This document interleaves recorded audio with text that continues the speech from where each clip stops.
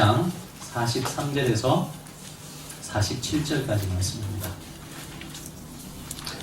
우리 교독하시겠습니다. 제가 먼저 43절 신약성경 190면입니다. 43절 봉독해드리겠습니다. 사람마다 두려워하는데 사도들로 말미암아 기사와 표적이 많이 나타나니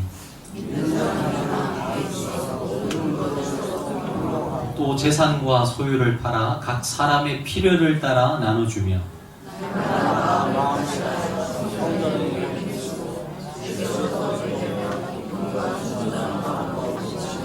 같이 읽겠습니다. 하나님을 찬미하며 또 온 백성에게 칭송을 받으니 주께서 구원받는 사람을 날마다 더하게 하시니라. 아멘. 지난주 영상을 통해서 어떤 분의 강의를 하나 들었는데요. 여러분 MBC의 김태호 PD라고 아세요? 아시는 분이 있으시네요. 저도 몰랐는데요. 이분이 굉장히 유명한 분이더라고요. 왜 유명하냐? 여러분 아마 그분이 만든 프로를 말씀드리면 다 아실 거예요. 무한도전. 연세 드셔가지고 잘 모르시나요? 무한도전. MBC를 10년 동안 먹여 살렸답니다. 근데 이분이 처음에 PD에 응시를 하고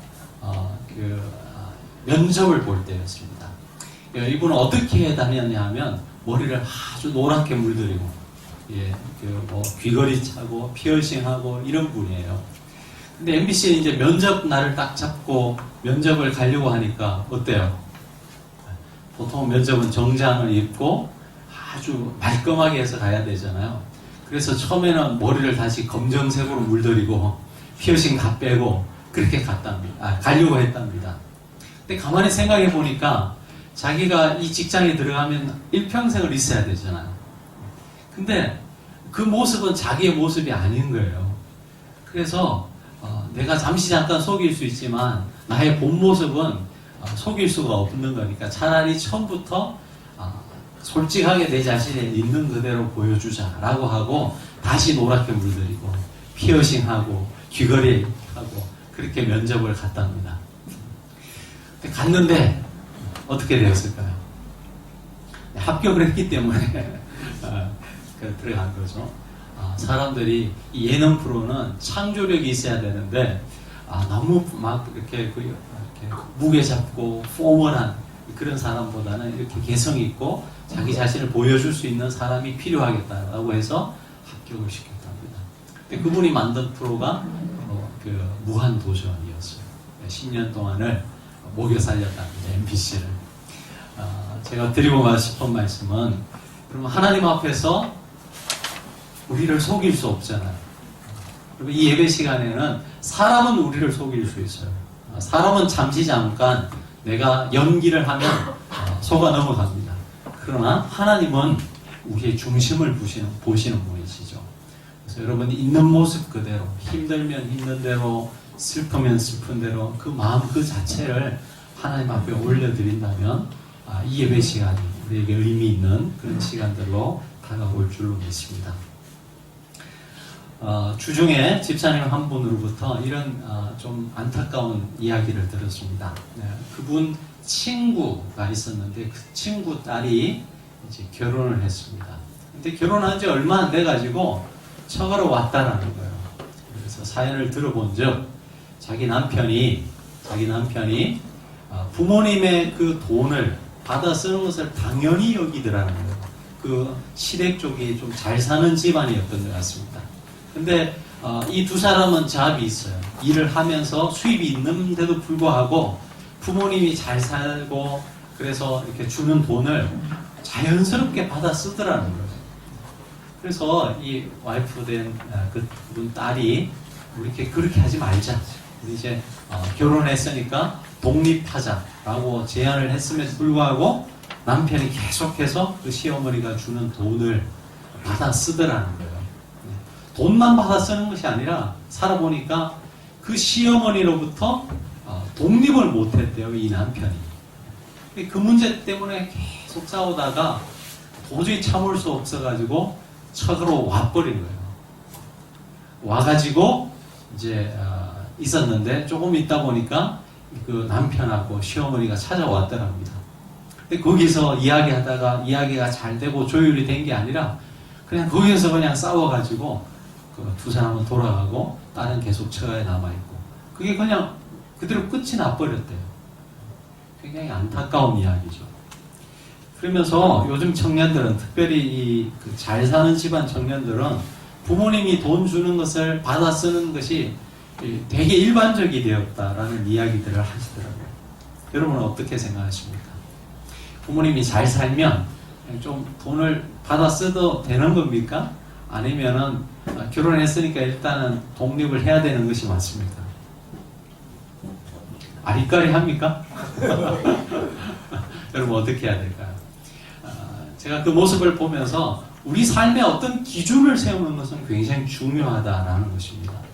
근데 우리 그리스도인들에게 있어서 어떤 삶의 기준을 갖고 살아가느냐가 중요한데 그 기준이 무엇이겠습니까? 결국은 여러분 우리는 성경이 우리 삶의 기준이라고 이렇게 생각할 수밖에 없는 것이죠. 여러분 성경에 보면 아들이 부모를 떠나서 이제 한 가정을 이룬다 말씀이 있습니다. 여러분 그래서 결혼할 때는 경제적으로도 그렇고 정신적으로도 그렇고 부모를 떠나는 것이 성경에 맞는 거예요. 왜냐하면 그래야지 온전히 독립된 한 인격체로서 건강한 가정을 꾸려갈 수 있기 때문에 그런 것이죠. 우리 한국적 상황에서는 딸들은 잘 떠나는 것 같은데 아들들은 잘 못 떠나는 것 같아요. 아들들이 또 떠나려고 해도 부모들이 잘 안 놔주는 경우도 좀 있는 것 같습니다. 요즘은 많이 그래도 바뀐 것 같은데요. 자, 제가 말씀드리려고 하는 것은 한 교회를 책임지고 또 있는 목회자로서 저도 개인적으로 늘 교회에 대한 고민들을 많이 합니다. 우리 교회가 어떤 교회가 되어야 될지, 어떤 교회가 되어야 할 때 정말 좋은 교회가 될지 이런 고민들을 많이 합니다. 요즘은 워낙 많은 교회들이 있다 보니까 그리고 어느 정도 부흥하고 좀 성장하고 대형화되면요 대부분 교회에서 이렇게 세미나들 많이 해요. 교회는 이렇게 해야지 성장합니다, 부흥합니다 하고 세미나들을 굉장히 많이 합니다. 우리 광야의 교회는 어느 교회를 모델로 삼아서 나아가야 할까요? 모교회인 주님의 교회가 우리 교회의 롤 모델입니까? 아니면 이 개신교, 우리 한국교회 정말 대표적 교회라고 할 수 있는 영락교회가 우리 교회의 모델입니까? 여러분은 우리 교회가 어떤 교회가 되었으면 좋겠습니까? 생각 자체가 없으세요? 먹고 살기도 힘듭니까? 여러분 저는 우리 초대교회가 완벽하지는 않지만 그래도 우리 교회가 나아가야 될 교회의 하나의 모델이라는 생각을 하게 됩니다.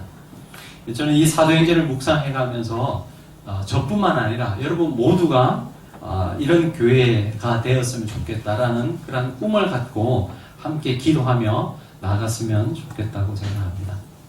오늘 본문은 성령 사건이 있은 후에 형성된 그 초대교회의 모습을 보여주고 있습니다. 이 초대교회의 모습을 보면서 우리 교회는 과연 어떤 교회가 되어야 할지에 대해서 여러분과 함께 생각해 보려고 하는데 오늘은 딱 두 가지만 여러분 말씀드리려고 합니다. 자, 먼저 우리 43절의 말씀을 같이 한 목소리로 읽어보시겠습니다. 초대교회가 어떤 교회였는지를 우리가 살펴보고자 합니다. 43절 시작.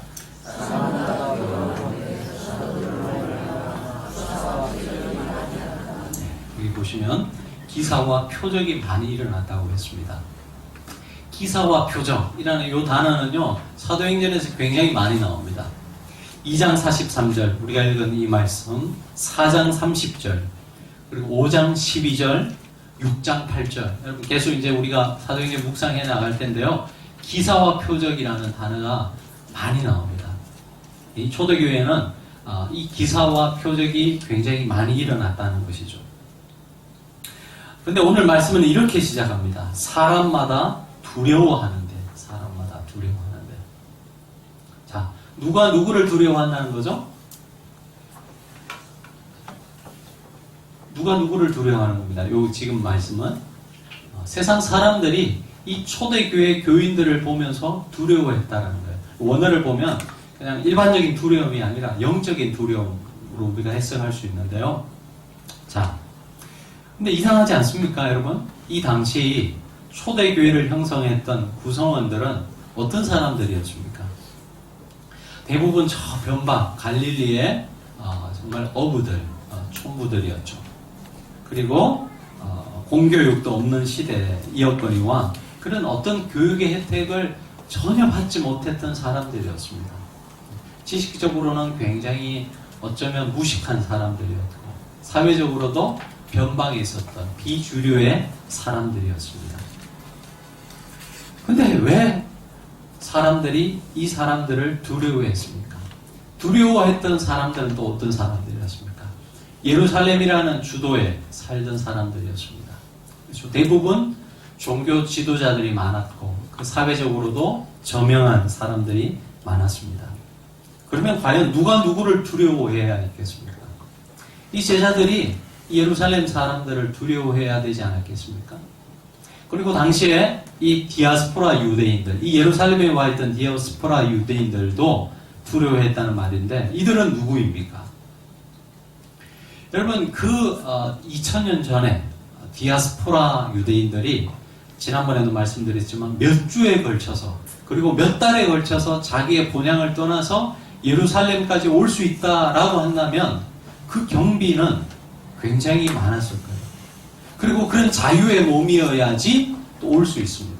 이런 것들을 생각해 본다면 당시에 예루살렘에 와 있던 이 디아스포라 유대인들도 그 사람이 살던 그 사회 속에서는 굉장히 주류의 사람이었어요.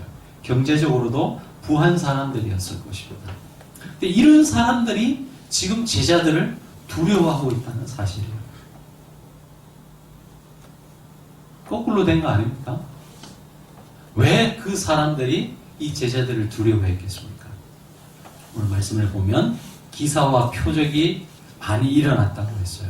물론 이 헬라어 원문을 보면 기사와 표적이 많이 일어났기 때문에 그것 때문에 이 유대인들이 예루살렘에 살던 유대인들이 제자들을 두려워했다라고 번역할 수는 없습니다. 그냥 다른 문장이에요. 다른 문장. 그렇지만 전체적인 맥락을 보면 이런 표적과 이사 기사들이 일어났다는 것이 이 사람들로 하여금 두려운 마음을 가지게 한 원인은 될 수 있다라고 우리가 충분히 이해할 수 있습니다. 초대교회 공동체는 사람의 이성으로 설명할 수 없는 이런 하나님의 초월적인 역사들이 많이 일어났다는 거예요. 소망교회 원로 목사님이신 곽선희 목사님이 하는 그 세미나에 제가 한번 참석한 적이 있습니다. 네, 소망교회가 한 100명에서 150명 사이일 때 개척하고 이제 얼마 지나지 않아서 100명에서 한 150명 사이였던 것 같습니다. 그 인원에서 굉장히 인원적으로 점프했던 그런 시간들이 있었답니다. 근데 그 계기를 알려주시더라고요. 어떻게 해서 그렇게 됐는지. 약 한 달 사이에, 한 100명, 150명 된 사이에 있을 때, 한 달 사이에 그 교회에요, 귀신 들린 사람 3명이 찾아왔다는 거예요. 물론 각자는 모르는 사람들인데, 한 달 상간에 귀신 들린 사람 3명이 찾아왔대요. 그냥 정신적인 문제가 있는 사람들이 아니고, 완전히 귀신에 사로잡힌 사람들. 그 중에 한 명은 그 처녀였는데 여러분 그 이대 영문과 다니던 학생이었다. 굉장히 공부를 잘하는 친구였는데 귀신이 들렸어요. 그 부모가 정말 그 노심초사하면서 데리고 왔다는 거예요. 근데 여러분 그 3명에게 붙어있는 귀신을 곽 목사님이 다 쫓아냈다는 거예요. 그분이 원래 거기 개척하기 전에 인천제일교회에서 목회하셨거든요. 그 바닷가가 원래 귀신이 많답니다. 그분 표현해요. 이렇게 빌리자면. 그러면서 그 지역에 소문이 난 거예요. 용한 목사가 이 지역에 목회한다는. 그러면서요, 교회가 갑자기 정말 막 몇백 명대로 뛰었다라는 이야기를 하시더라고요. 여러분, 곽 목사님이요, 그냥 목사님이 아니에요. 여러분, 그분이 프린스턴에서 THM 석사학위를 받고 풀러 신학교에서 PhD를 받으셨거든요. 그러니까 굉장히 아카데믹한 분이에요. 그냥 어줍잖은 목사님이 그런 이야기 했으면 잘 안 믿을 텐데, 여러분, 박사학위를 소지한 분이 그런 이야기들을 하시더라고요. 그러면서 하는 말이요. 우리 목회자들 이제 세미나였는데, 여러분들, 교회가 부흥하기를 원하십니까? 도도 말고 귀신 들린 사람 3명만 오게 해달라고 하는 거 기도하라고. 그렇게 기도하지는 못했습니다만은. 여러분, 농담 반, 진담 반으로 하셨습니다. 저는요, 굉장히 의미가 있는 이야기라고 생각합니다. 현대교회, 현대 교인들을 한번 보시기 바랍니다. 여러분, 얼마나 똑똑합니까? 얼마나 많은 교육을 받았습니까? 초대교회와 현대교회를 비교한다면, 비교 자체가 될 수 없겠죠. 얼마나 현대교회는 양육 시스템이 잘 되어 있습니까? 교회 조직도 잘 짜여져 있습니다. 그리고 여러분, 우리 주위에는 우리의 신앙을 도움받으려고 하면 좋은 신앙 서적들이 얼마나 많이 있는지 모릅니다. 근데 그 당시는 어떻습니까? 아무것도 없는 시대였어요. 근데 우리가 살아가는 이 시대는 너무나 좋은 환경이에요. 근데 문제는 뭐냐 하면 이런 기적과 이사들이, 표적들이 더 이상 일어나지 않는다는 거예요. 왜 그렇겠습니까? 하나님을 의지하기에는 우리가 너무 똑똑해졌어요. 하나님 외에 의지할 것들이 우리 주위에는 너무나 많아요. 여러분, 물론 이런 기사와 표적 자체가 초대교회 공동체의 목적이나 목표는 절대 아니었어요. 처음 그 자체부터 이런 기적과 어떤 표적을 구했던 것은 아닙니다. 기적과 표적이라고 하는 것은 단순히 그것 자체로 의미가 있는 것이 아니고 이 공동체 그리고 그것을 일으키는 사람들에게 하나님께서 지금 함께 하신다는 굉장히 중요한 사인으로서 그런 표적과 기적들이 일어났다는 것입니다. 그 초대교회 공동체 구성원들이 성령의 충만을 받고 하나님으로 충만해지니까 그들의 삶 속에서 이런 초월적인 일들이 계속해서 일어났다는 것입니다. 여러분, 근데 이 현대교회는 이런 하나님의 신비, 하나님께서 역사하시는 이런 초월성을 잃어버리고 말았다는 것이죠. 우리 교회는 어떤지 한번 생각해 볼 수 있었으면 좋겠습니다. 지난주 여러분 우리 주님의 교회에서 신앙 사경회 3일을 했는데 저도 이틀 동안 참여하고 하루는 이제 온라인상에서 봤는데요. 이재철 목사님이 그런 간증을 하시더라고요. 간증을 잘 안 하시는 걸로 제가 알고 있는데 간증을 하시더라고요. 작년 이제 연말에 11월에 100주년 기념교회를 이제 사임하고 은퇴를 하셨다고 합니다. 11월 18일 날 이제 고별 설교를 하려고 예정되어 있었고, 그러니까 주일이죠. 18일이 주일, 17일 토요일, 16일이 금요일이었는데 16일 날 이제 이 설교 초안을 다 완성해서 노트북에 딱 저장을 해놓고 토요일 날 이제 설교를 이제 좀 정리하려고 컴퓨터를 켰는데 노트북을 켰는데 노트북이 부팅이 안 되더라는 거예요. 오류가 계속 뜨더라는 거예요. 몇 번 시도했는데 맥 프로라는 게 있습니까, 여러분? 그것을 사용했는데 여러분 이 뭡니까 우리 회사 이름 제가 갑자기 애플은 여러분 이거 굉장히 이게 보안이 까다롭게 돼 있다고 그러더라고요. 그래서 뭐든지 하려면 이게 절차가 복잡하다는 거예요. 그래서 몇 번 시도했는데 이게 부팅이 안 되더라는 거예요. 그래서 그 교회에 있는 그쪽 분야에 일하시는 분 아주 전문가에게 물어봤더니 이건 답이 없다라는 거예요. 어떻게 해야 되느냐? 초기화를 시켜야 된다. 근데 초기화를 시켜가지고 이게 작업을 다 하려면 시간이 엄청 걸리는 거죠. 최소한 5시간 이상. 왔다가 갔다가 그게 가서 초기화하는 것만 해도 3시간에서 5시간 걸리니까. 그러니까 토요일 전부를 시간을 할애해야 되는 거예요. 여러분 30년의 목회 여정을 마무리하면서 마지막 고별 설교를 하고 이제 떠나야 되는데 그 고별 설교 써놓은 이 컴퓨터가 작동을 안 하니까 얼마나 당황이 되겠습니까? 이렇게 저렇게 어떤 수로 해결할까 싶다가 가만히 생각을 하고 있는데 그 마음에 이런 마음이 들더랍니다. 하나님이 보고 계시는데 하나님께서 알고 계시는데 내 30년의 목회를 마무리하게 하시는 분이 하나님이신데 주님께서 나로 하여금 이렇게 어렵게 설교문을 완성하게 하실까? 이런 의문이 들면서 그렇지 않겠다라는 믿음이 쑥 들더라고요. 그래서 그분 표현으로 노트북에 손을 얹고 기도를 했답니다. 그분이 그런 분이 잘 안 된다고 제가 생각하는데 기도를 했답니다. 기도를. 노트북이. 여러분 생물도 아니고 무생물이에요. 그냥 물건이에요. 기도를 했답니다. 그리고 노트북을 폈답니다. 근데 정말 아무런 일이 없다는 듯이 부팅이 되더라고요. 그래서 설교를 잘 마무리했다는 이야기를 들었습니다. 여러분 제가 말씀드리려는 핵심이 뭔지 아시죠?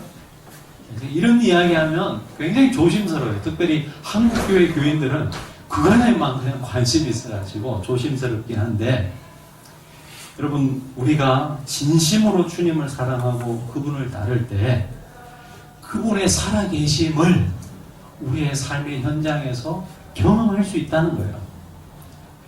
교회라는 곳은 단순히 우리의 마음에 평안을 주는 그런 어떤 종교 집단이 아니라는 것이죠.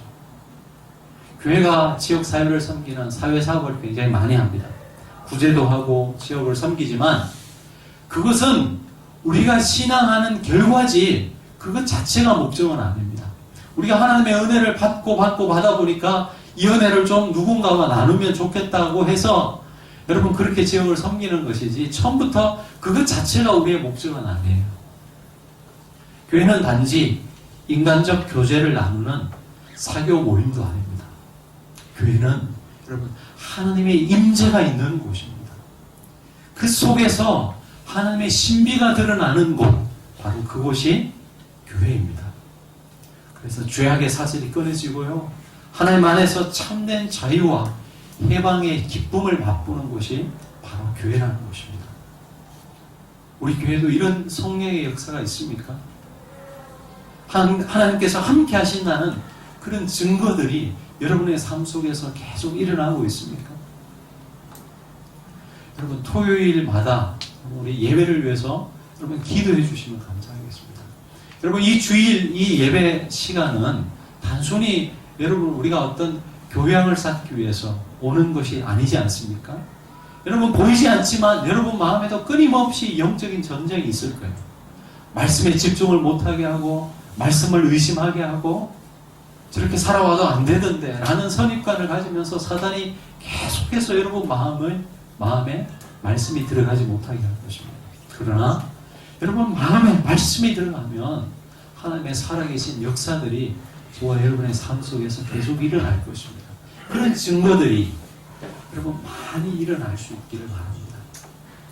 정말 마음에 무거운 짐을 가지고 교회에 나왔는데 어떤 주시는 그 말씀 한마디에 성령께서 역사하셔서 여러분의 인생을 바라보는 관점이 바뀌고 여러분이 살아가는 목적이 바뀌고 이런 일들이 우리 가운데 일어날 수 있기를 바랍니다. 자, 두 번째 시간 많이 지났는데요. 여러분 초대교회는 어떤 교회였느냐?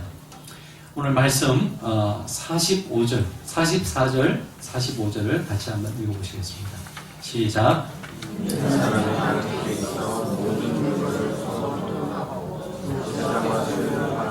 사람의 필요를 따라 나눠주랍니다. 결론부터 말하면 유무상통하는 교회였습니다. 공동체였습니다. 쉽게 말하면 니것 내것 없이 내가 가지고 있는 소유를 팔아서 그 공동체 구성원을 위해서 필요에 따라서 나눠주는 그런 공동체였습니다.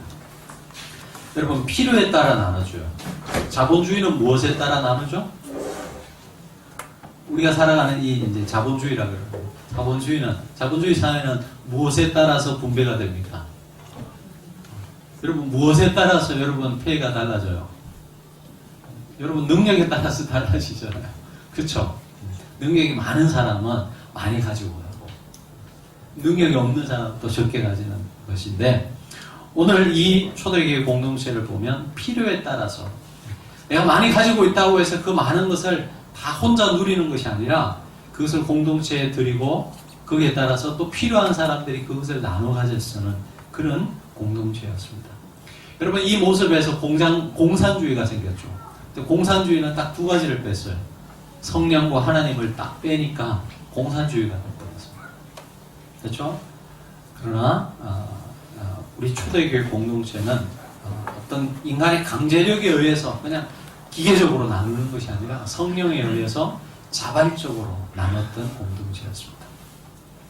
여러분, 인간이 살아가면서 우리의 이기심이 가장 발동되는 것이 무엇입니까? 여러분이 살아가면서 나의 이기심이 가장 많이 집착되는 것이 무엇이에요? 그 중에 하나가 물질 아닙니까? 그렇죠? 아니라고요? 제가 한번 예를 들어보겠습니다. 여러분, 아주 친한 친구들이 있죠? 저 친구는 정말 내 생명도 내어줄 수 있을 것 같은 그런 친구들이 있으실 거예요. 그런 친구들한테 한번 시험해 보세요. 똑같은 레파토리로 한번 3번만 사기하라 한번 쳐보세요. 그 친구가 친구로 남아있는지. 상당한 양의 그 돈의 피해를 한번 줘보시기 바랍니다. 남아있을 것 같습니까? 남아있지 않을 겁니다. 아무리 친한 친구라고 해도. 그만큼 내가 이 물질을 뛰어넘는 것은 쉬운 일이 아니에요. 특별히 우리가 살아가는 이 사회 속에서. 그렇죠? 근데 지금 초대교회 공동체는 그 물질을 뛰어넘어서 하나가 되어 있는 그런 모습을 봅니다. 아마도 이런 모습 자체가 세상 사람들에게 하나의 도전이 되었을 것입니다. 교회는 하나님 나라를 미리 맛보는 곳입니다. 그래서 세상 사람들이 살아가는 라이프 스타일과는 다른 삶을 살아가는 대조 공동체로서의 모습을 볼 수 있습니다. 우리 수요일마다 이 도서관에 와서 이 봉사하시는 집사님 한 분이 계세요. 우리 교회 말고. 근데 여기 이제 마천 이 경로당에 와서 이제 봉사하시고 오후에는 저희 교회에 와서 이제 도서관 봉사를 하고 가시거든요. 이제 지난주에도 오셨는데 이 자두를 한 박스 사고 오셨더라고요. 자두를 한 박스 사오셨는데 그 전주에 이제 한 2주 저희 교회 이제 냉장고에 참외가 있어서 참외를 깎아서 드렸어요. 또 감사하기도 하잖아요. 우리 교회 와서 우리가 뭐 페이를 하는 것도 아니고 본인이 스스로 자원해서 더운 여름에 와서 봉사를 하니까 그래서 냉장고 있는 이렇게 과일을 깎아서 같이 먹고 나눴는데 그게 감사하다고 하면서 본인이 얻어먹기만 해서 미안하다고 자두를 한 박스 사왔어요. 자두를. 제가 가만히 한번 생각해 봤습니다. 저분이 저렇게 미안해하고 자두를 사오지 않아도 되는 거 아니에요, 여러분? 우리가 봉사해달라고 얘기한 것은 아니지만 그분이 스스로 봉사하겠다고 와서 자기 시간을 투자하고 그분 집이 굴이에요. 굴에서 여기까지 오시는 거예요. 그리고 몇 시간을 봉사하고 또 본인 돈으로 페이해서 자동차가 있는 것도 아니에요. 대중교통을 위해서 또 집으로 가셔야 되거든요. 자, 그분에게 있는 거 제가 직접 산 것도 아니고 교회에 들어온 과일을 그냥 깎아서 드렸어요. 근데 그분 마음에 미안한 마음이 생기면서 올 때 자두를 한 박스 사오신 거예요. 이해가 됩니까, 여러분? 이해가 되세요? 자기가 자기 시간 내서 와서 봉사하는 분인데 그 2번 과일을 얻어먹었다고 해서 부담감이 생겨서 미안하다고 자두를 사오셨는데 여러분이 만약 예수 믿지 않는 사람이라면 그게 이해가 가냐고. 이해가 가세요? 당연한 거예요, 그건? 양심이 없는 거죠. 이해가 안 가는 거죠. 세상 사람들이 볼 때는 이해가 안 가는 거예요. 자기가 자기 시간을 봉사하면서 왜 저렇게 부담스러운 마음을 갖고 또 자두를 사와야 됩니까? 근데 교회라는 곳은 그런 곳이에요. 내가 내 돈 내고 봉사하면서도 그 봉사를 제대로 못하면 미안한 마음이 생기는 곳, 그곳이 교회인 거예요. 우리 교회도 그런 분들 많아요. 또 그런 여러분이 형편과 처지가 되면 그렇게 충분히 봉사하실 거예요. 우리 교회 교인을 언급하면 시험 들 분들이 많아서 그냥 얘기 안 할 뿐입니다. 여러분, 교회는 그런 곳이에요. 우리가 왜 그렇게 살아갑니까? 우리가 받은 은혜가 있기 때문에, 주님으로부터 받은 그 은혜가 있기 때문에 그렇게 살아가는 거예요. 말씀을 맺겠습니다. 여러분, 교회가 어떤 모습으로 설 때, 이런 모습으로 설 때 어떤 결과가 나왔습니까? 47절에 보시면 하나님을 찬미하며 또 온 백성에게 칭송을 받으니 주께서 구원받는 사람을 날마다 더하게 하셨다고 나와 있습니다. 백성에게 칭송을 받았어요. 주께서 날마다 믿는 자들을 더하셨어요. 누구에게 칭송을 받았습니까?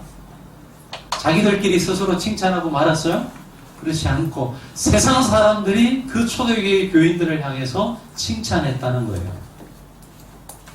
요즘 교회를 보면요, 자기들끼리 그냥 칭찬하는 교회들 많아요. 우리 교회 좋다고 얘기하고 우리 교회 와보라고 그러기도 하고 그런 교회들은 참 많이 있습니다.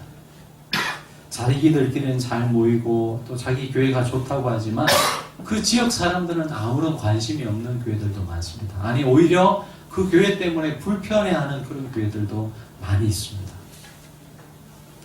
우리 광야의 교회는 어떻습니까? 우리 교회가 이곳에 있어서 이 지역 주민들이 기뻐합니까? 아니면 우리만 그냥 기뻐하고 즐거워하고 끝입니까? 저는 이런 꿈이 있습니다. 우리 교회가 있어서 이 지역 사람들이 함께 행복할 수 있었으면 좋겠다는 생각을 해봅니다. 그렇다고 그분들만 기뻐하고 우리는 불행하면 안 되겠죠. 여러분, 지역 사람들이 기뻐하는데 우리만 불행하게 될 것 같습니까? 그렇지 않습니다. 여러분, 늘 사랑은 받는 사람보다 베푸는 사람이 더 즐겁고 행복한 거예요. 여러분, 이 교회 때문에 이 지역 사람들이 더 기뻐하고 누가 예수 믿는 사람이 있으면 저 교회 가보라고 이야기할 수 있는 그런 교회가 되었으면 좋겠습니다. 초대교회는 어떤 교회였습니까? 하나님의 살아계신 초월적 역사들이 많이 일어났던 교회였습니다. 동시에 여러분, 그 초대교회는 하나님의 역사로 말미암아 사람들이 두려워하면서 또 세상 사람들이 그 교회를 칭찬하는 그런 교회였습니다. 더불어서 이 교회는 세상에서 맛볼 수 없는 완전히 다른 가치관으로 살아가는 그런 모습들을 보면서 세상 사람들이 도전을 받는 교회였습니다. 우리 광야의 교회가 그런 교회 되기를 원합니다. 기도하시겠습니다. 하나님 아버지, 우리가 살아가면서 참 힘든 일이 많이 있습니다. 때로는 다 포기하고 절망스러운 그런 삶의 형편들, 처지들이 있지만 하나님 바라옵기는 이 교회에 와서 주님께 예배 드릴 때 하나님의 강권적인 역사들이 우리 가운데 일어날 수 있기를 원합니다. 외로움의 숱한 밤을 괴로워하며 있을 때에도 하나님 이전에 와서 눈을 감고 기도할 때마다 하나님의 살아계심의 역사, 우리를 회복하심의 역사들이 실제로 우리 삶에 일어나는 놀라운 경험들이, 놀라운 표적과 기사가 우리 가운데 일어날 수 있게 도와주시옵소서. 더불어 이 광야의 공동체가, 광야의 교회가 세상에서는 맛볼 수 없는 하나님께서 허락하신 이 사랑의 공동체가 되어서 이곳을 출입하는 어떤 사람들도 소외되지 않고 이곳에 올 때마다 생명을 느끼고 보람을 느끼고 삶을 살아가야 할 이유와 목적을 경험하는 그런 공동체가 될 수 있도록 은혜를 베풀어 주시옵소서. 감사하며 예수님 이름으로 기도합니다.